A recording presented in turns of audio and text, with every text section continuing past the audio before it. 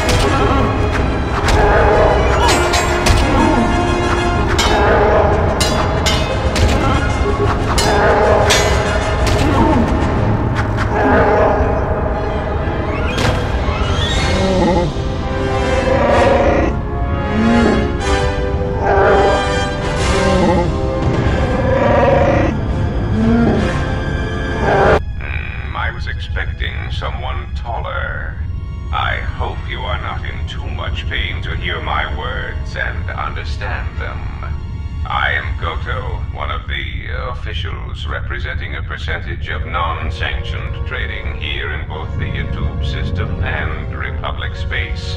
And I had a question for you. Are you a Jedi? Indeed. That is unfortunate. Still, perhaps you have some value. I have gone to considerable expense and effort to bring you here. It is because I have a job for you.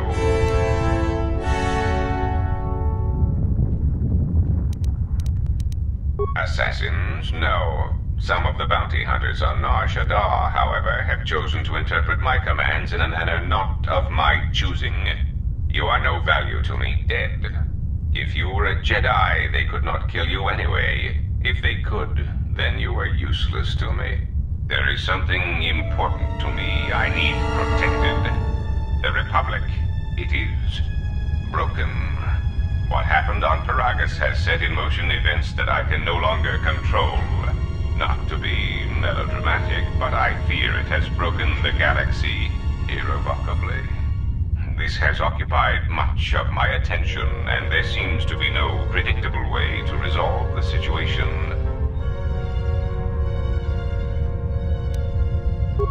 one standard month, the Republic will collapse.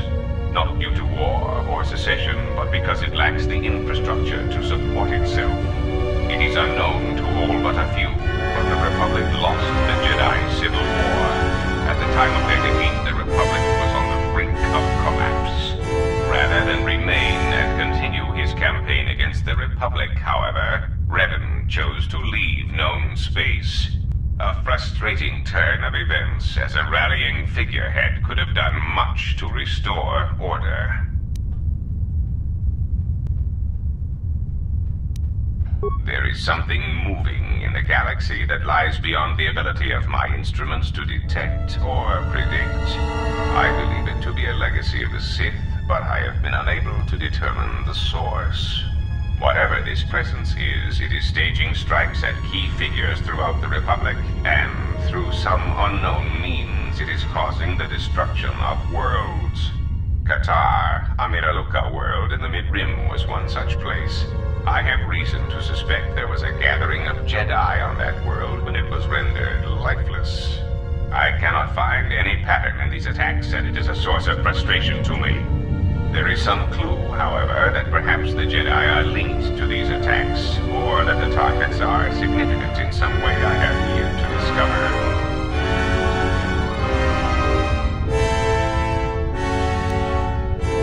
You misunderstand me. I do not wish to stop the Sith any more than I wish to stop the Jedi.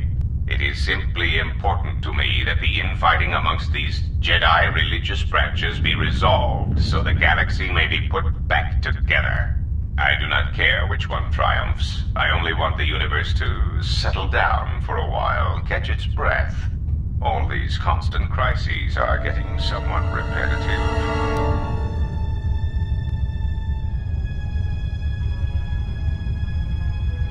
You could say I am something of a patriot. Although I was unable to serve during the troubles with the Mandalorians or against the aggressors known as Malak and Revan, I am able and willing to serve now. The problem is I can find no side to choose. Both are hidden from me as they seem to be hiding from each other.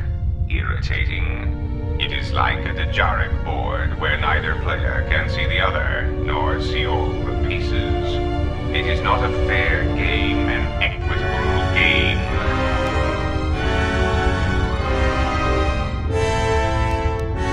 Azak bores me. I often suspect my opponent of cheating. I prefer predictable games, such as galactic economics.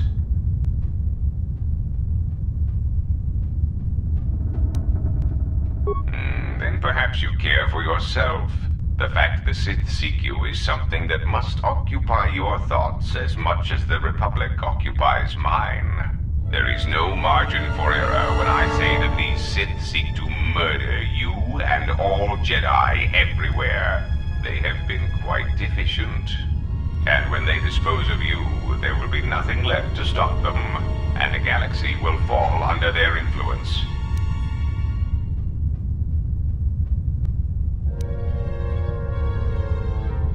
No, that is where you are wrong. If they were, I assure you I would have contacted them. I'm afraid a broken ex-Jedi is all I have to save the galaxy at the moment. But whether it is Sith or Jedi that emerges victorious, it does not matter, as long as the situation is resolved soon. I am a businessman. The Republic needs stability to survive, prosper, and grow. Whether it is led by the Sith or supported by the Jedi is of no consequence to me. It is the proximity alarm. We are under attack. Somehow your allies have found you. Unexpected. You will remain here under guard. I must see to the defense of my ship.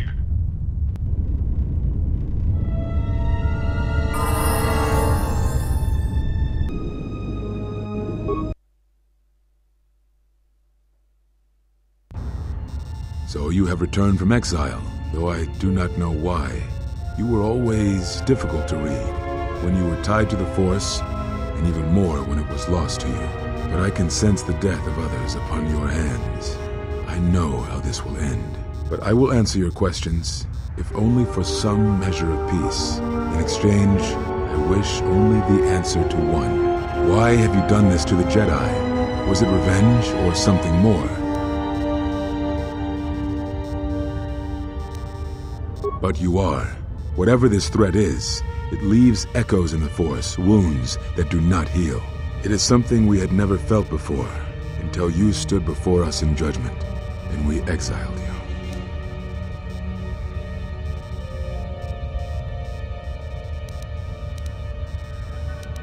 Yes, whatever was killing the Jedi, it was something tied to you, something you had experienced and had survived. Some of us sought to understand you, to find you. It seems we succeeded, even though we thought you were lost to us. Now, as we hoped, you have returned, and you know nothing that could help us. Such irony. What I can tell you, I will. They have scattered, but there is purpose in their movements. It is both to hunt and draw out our enemies. Somehow, we, are being targeted through the Force, and when Jedi gather, we are vulnerable.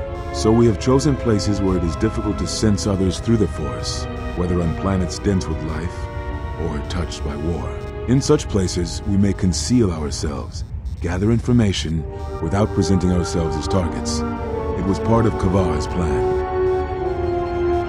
Yes, he felt if our enemy cannot detect us, then perhaps they would believe themselves victorious and show themselves. And we knew that the war would be lost if we continued to act as we had. I do not know where they wander now. There are few of us, though. Too few, and I have not heard from them in some time. Brooke still lives? I had not felt his presence for some time. Very well. It is a long story, but there is no harm in you knowing, and someone should know. Only a handful of us remained after the Jedi Civil War, barely 100 in number. Then, even that 100 began to vanish, in places where the Force seemed blind. The only pattern we determined is that when Jedi gathered, they were seen no more. At the last Jedi conclave on the Miraluka world of Qatar, the entire planet was wiped out, an entire race destroyed, because the Jedi chose to gather there. It was only then that we realized we were facing something far more powerful than we knew how to fight.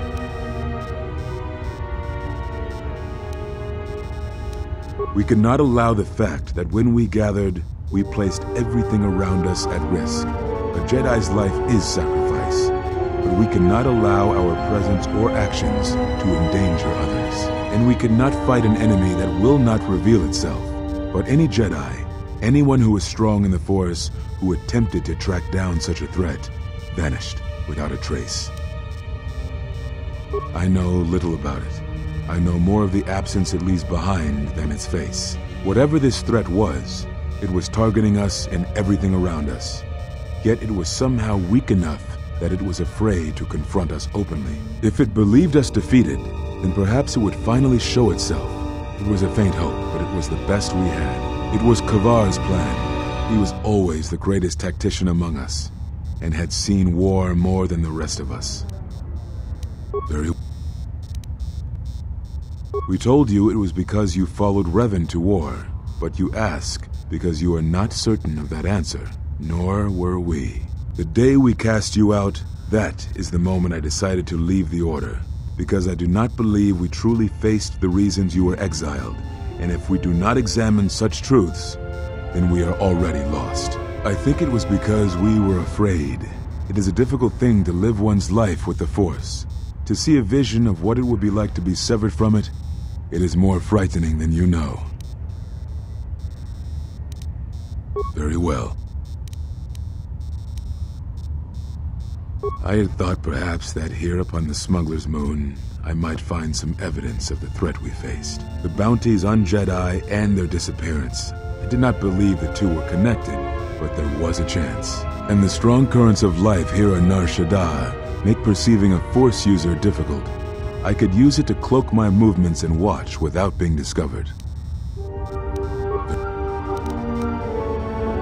Is that what you think? We did no such thing, but it is a technique that has been used as punishment in the past, yes. It is a rare sentence, and to my knowledge it has only been done once, at a moment where a Jedi discipline has failed. What caused your loss, I fear, was different. I am not certain I understand it. We did not understand it fully then, and only recently do I feel we may have become enlightened. The other masters may have more knowledge of this, but I do not, and I do not know if they even live. Does it matter? It seems your power has returned. Perhaps the loss was not a loss at all.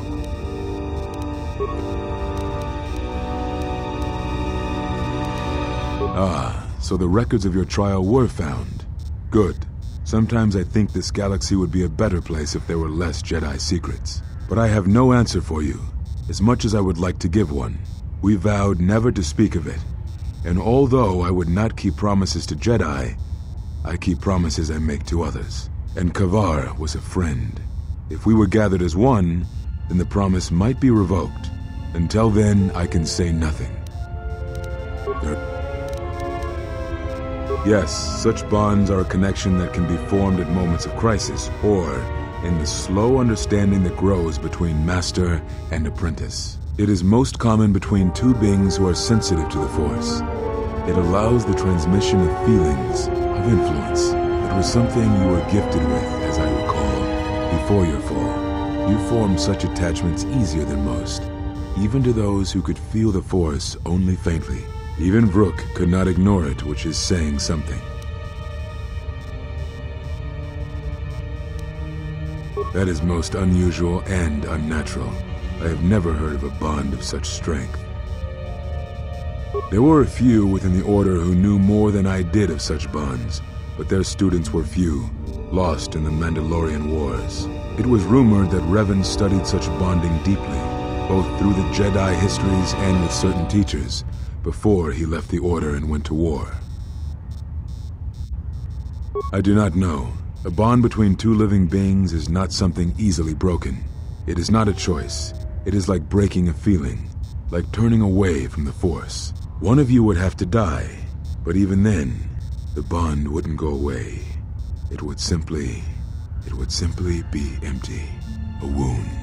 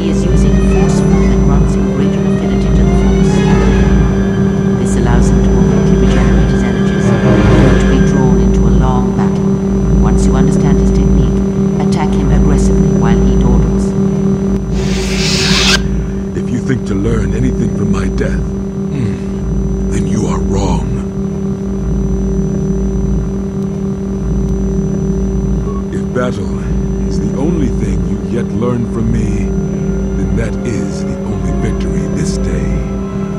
What are you waiting for?